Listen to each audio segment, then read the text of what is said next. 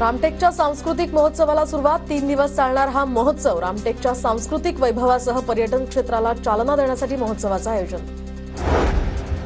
जालन्याच्या भोकरदन तालुक्यातल्या शेतकऱ्यानं अर्धा एकर टोमॅटो पिकात सोडल्या मेंढ्या। टोमॅटोच्या दरात घसरण झाल्यामुळे शेतकरी संकटात।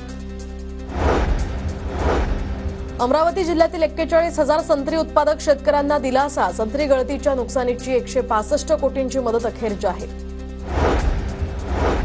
राज्याच्या मुख्य सचिव सुजाता सौनिक यांनी नागपुरातील बाळासाहेब ठाकरे आंतरराष्ट्रीय प्राणी संग्रहालयाला दिली भेट। तर प्राणी संग्रहालयासह वन्यजीव संशोधन आणि प्रशिक्षण केंद्राची सुद्धा केली पाहणी।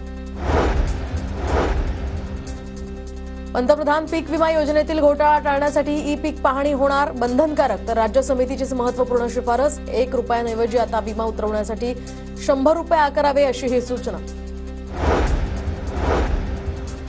12वी परीक्षेत कॉपी रोखण्यासाठी नवा नियम। केंद्र संचालक, पर्यवेक्षक आणि इतर कर्मचाऱ्यांची नियुक्ती आता संबंधित शाळेऐवजी इतर शाळांमध्ये करण्यात येणार। परीक्षेची पारदर्शकता कायम ठेवण्यासाठी शिक्षण मंडळाचा महत्त्वाचा निर्णय।